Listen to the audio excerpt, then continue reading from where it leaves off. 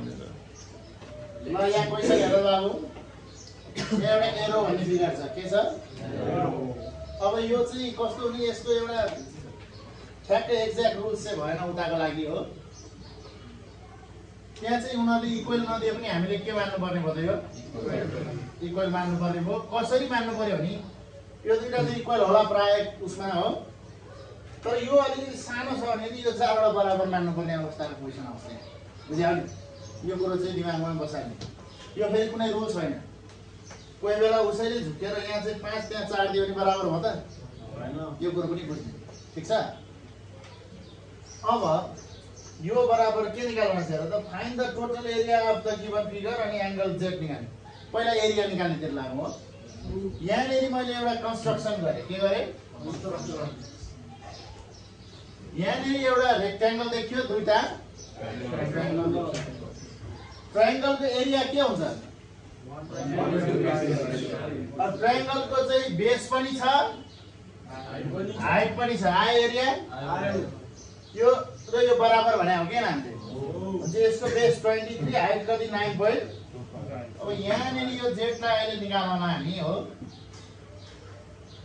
9.25 cm छ कति छ भनेपछि यो किन हामीले दुईतिर लेखा छ रेक्टेंगल को पनि लम्बाई चाहिँ जुन छ हैन त्यो निकाल्न लागि बुझ्यो नि यसले मलाई अस्ति झन्डै झुकाएन ले यत्रो ब्रेथले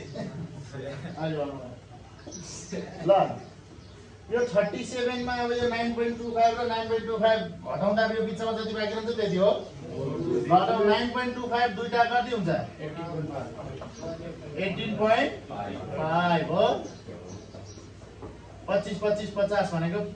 के हो त 5 हो 500 भने 5 हो 5000 भने के हो 5 हो तर अगाडि 05 आयो भने चाहिँ त्यो चाहिँ फरक हो है यो 18 चाहिँ 37 बाट घटाउँदा कति हुन्छ घटाउनै सिकाउँ यहाँ देखिरहेछ क्यामेराबाट बाबु -18.5 हो पोइन्ट पछाडि कति थग्यो हामीले 0 यो 10 मा 5 घटाउँदा यो 7 मा 6 बाँकी रह्यो यहाँबाट 16 मा 8 घटाउँदा 2 मा 1 घटाउँदा 18.5 कति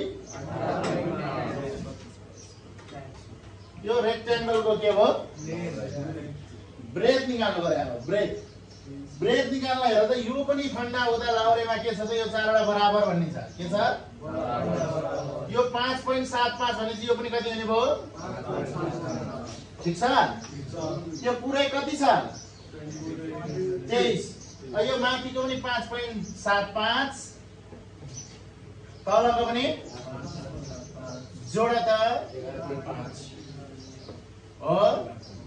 25 जोडिन 5 हुन्छ 75 जोडिन 5 हुन्छ के हो भनेर सिके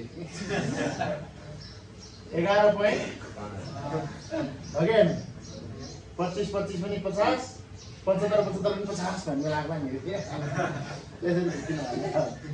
11.5 के हो रे 11.5 अब यो 11.5 पुरै 23 बाट घटाउनु पर्यो कतिबाट 23 बाट 11.5 कति हुन्छ यसलाई 0 लेख्दिउ हो 10 मा 5 घटाउँदा अनि 2 मा 1 घटाउँदा 1 यहाँ पनि 50 आयो त ठीक छ यो बिचको कति रहेछ अब 11.5 अब हामीलाई चाहिने सबै कुरा छ ट्रायंगल को एरिया निकाल्न बेस र हाइट चाहिन्छ हामीसँग छ रेक्टेंगल को एरिया निकाल्न के चाहिन्छ लेन्थ र ब्रेथ चाहिन्छ त्यो पनि हामीसँग छ भने चाहिँ एरिया थप्पक लेखिदिनु रेक्टेंगल को एरिया यार इन्टु ट्रायंगल को एरिया 2 गरे मैले किन दुईटा ट्रायंगल भएर 2 गरे हो 1/2 बेस ट्रायंगल कति हाइट कति के होइन यसलाई पनि किन याद गर्नु 18.5 इन्टु देखिँदैन क्या सानो हो कि 11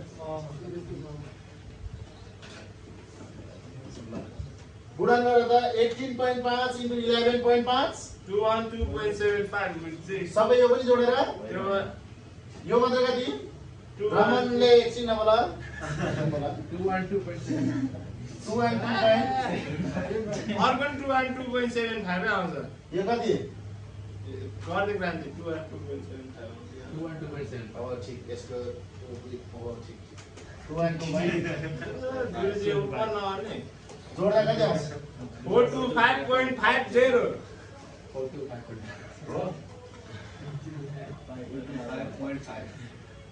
सिएम छ भने सिएम स्क्वायर हुन्छ एरियामा मिटर छ नि मिटर स्क्वायर सिएम छ भने सिएम स्क्वायर ठीक छ यसैमा घाम लाग्यो अब अघि तिमीहरूलाई यहाँ मैले बराबर छ भन्दै गर्दा यो एंगल निकाल्न पनि आयो होला यसको यो जेड दिएको छ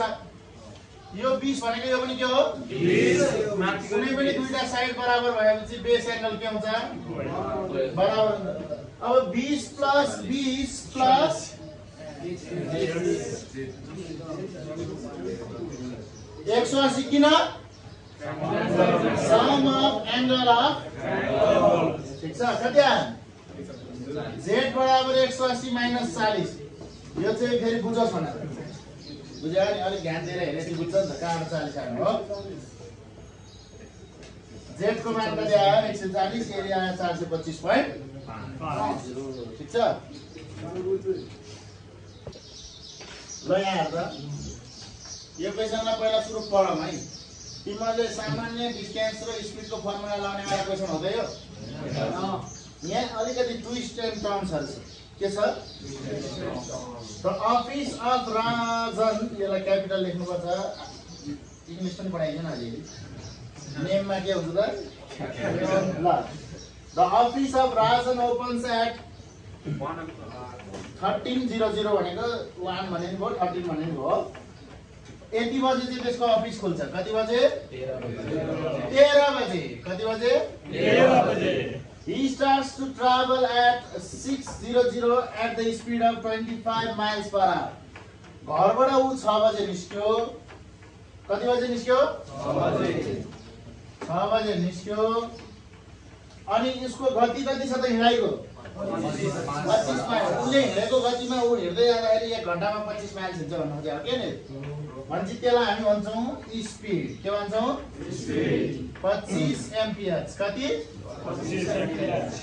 his office is 85 miles away from his home English में आगे पढ़ाना है his office is 85 miles away from his home घरबाट उसको अफिसको जुन डिस्टेन्स छ त्यो चाहिँ कति छ त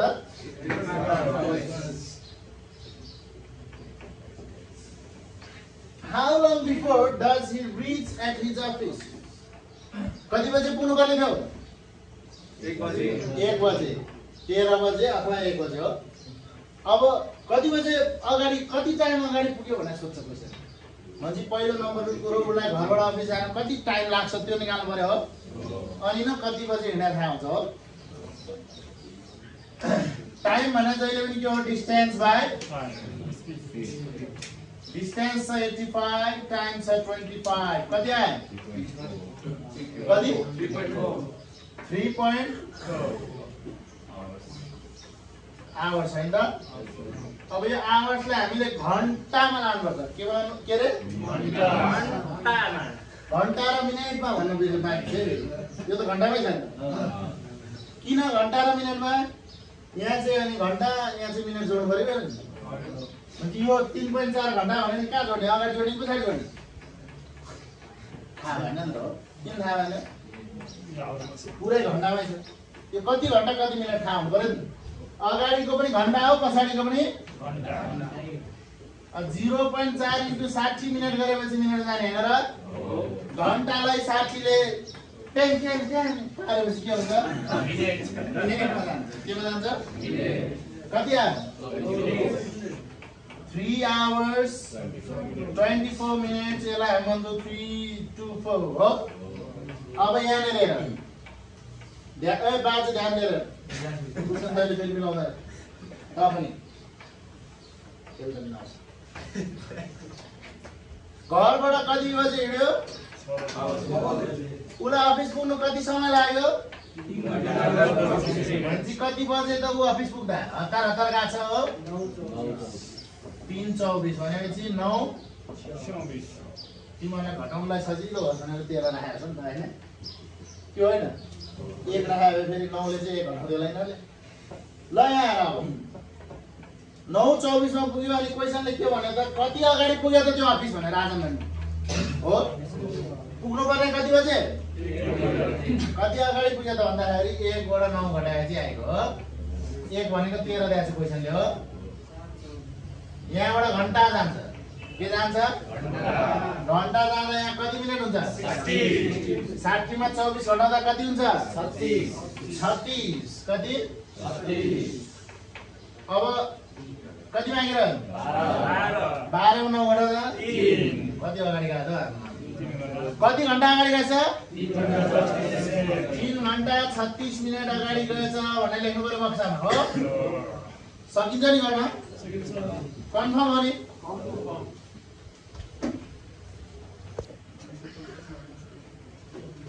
ल यहाँ हेर त बाबु आना पेड 535 इन टोटल के गरे त उले त्यहाँ होटल कि कहाँ गएको छ त्यहाँनेरि कति तिरेछ त टोटल पैसा 535 तिरेछ कति तिरेछ अनि 535 मा 235 चाहिँ फिक्स प्राइस हो अब के को कसो के सोध्नु पर्यो फिक्स घटाइदिउँ कति घटाइदिउँ 235 घटाउँदा कति आयो 300 यो बाँकी 300 चाहिँ पर रुमको 50 को दरले तिर्यो भनेको के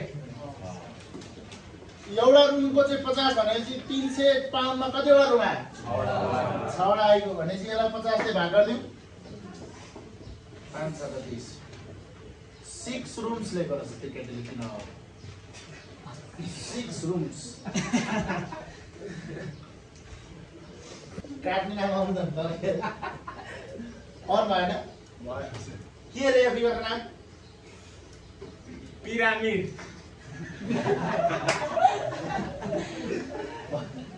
बाजे पिरामिड हो यो फिगर नाम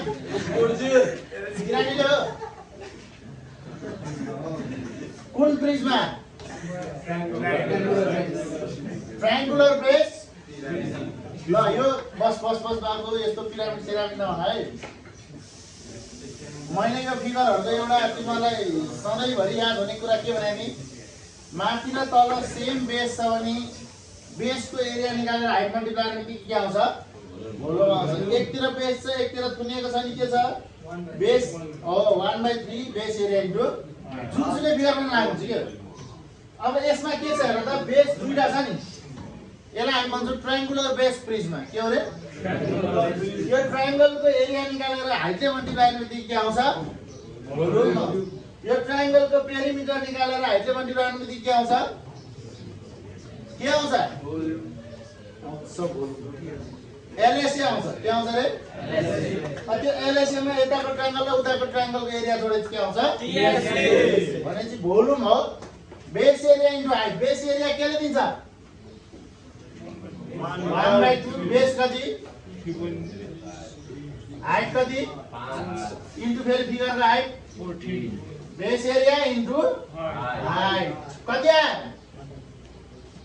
2 ले 5 मा हाल्दा 2.5 आयो 131 इन्टु 14 गर्दा यसले मल्टिप्लाई कति आयो तपाईलाई 9.375 इन्टु 14 हाल्दा कति आयो 131.5 सीएम को सकिन्छ यस्तो फिगरको भोल्युम निकाल्न सबैले कन्फर्म सकिन्छ तो दालसँग फेरि ल यहाँ है A group of individuals are collecting information on favorite subjects हो इन्डिभिजुअलहरुको एउटा ग्रुप छ हो त्यो ग्रुपमा के गरिन्छ फेभरेट सब्जेक्टहरुको बारेमा सोधिन्छ हो क्लास ए मा जान्छ अनि क्लास बी मा गएर सोध्छ हो क्लास ए मा सोध्दा 80 जनाले फेभरेट हिस्ट्रीलाई भन्छ म्याथलाई 165 जनाले फेभरेट भन्छ र फिजिक्सलाई कतिले फेभरेट भन्छ क्लास बी मा सेम 140 200 हो क्वेशनले के सोध्यो Find the probability of someone whose favorite subject is math in class B. Class B मा math favorite हुनेको probability निकाल्नु हो। Class B मा भनेपछि class B को टोटललाई कहाँ राख्नु पर्यो? यो टोटल कति हुन्छ class B को टोटल? 140 प्लस 240 प्लस हो। अब माथि चाहिँ म्याथ वाला म्याथ कति छ क्लास B मा? इन्टु 100 गरेपछि प्रोबेबिलिटी आयो क्या न? कति आयो जोडा त? 590 इन्टु 100 कति आयो डिभाइड गर्दा? 24,596 ले हाल्नु पर्यो। 40.26 ल यहाँ यसलाई नै कहिलेकाहीँ अलिकति घुमाएर के भनेर सोधिन्छ त? Find the probability of someone whose favorite subject is math is in class B भनिन्छ। म्याथ फेभरेट हुनेबाट क्लास B मा को गरिदिन्छ भनिन्छ कहिलेकाहीँ यसरी। यसैलाई यसरी झुकाएको हो किन कोड? ठिक छ? त्यो भने के हो? म्याथबाट क्लास B मा म्याथ फेभरेट हुनेहरू क्लास B मा कति जान छ भने हो? अघि यो इज नहुने बेलामा के भयो त? क्लास B मा म्याथ फेभरेट हुने कति भने हो त? त्यति यति एउटा शब्दले त्यति भन्न पाएन। पारि पाएन? यस्तो सोधे भने चाहिँ के गर्ने त फेरि? म्याथको टोटललाई तल राख्ने। यो म्याथको टोटल कति हो? 4। यो दुईटा जोड्दा 405। 405 लाई पनि राखेर इन्टु 100 गर्ने। माथि क्लास B मा म्याथ कतिको छ त? 240। त्यति फरक पर्छ। एउटा क्वेशन के? फेभरेट सब्जेक्ट म्याथ हुने क्लास B मा कति जना छ? एउटा सब्जेक्ट के? फेभरेट सब्जेक्ट म्याथ हुनेबाट क्लास B बाट म्याथ फेभरेट हुने कति जना छ? म्याथ फेभरेट हुनेबाट क्लास B मा कति जना पर्छ भन्ने दुईटा क्वेशन बुझे नि? क्लियर छ? गर्नु सकिन्छ यति क्वेशन? स्योर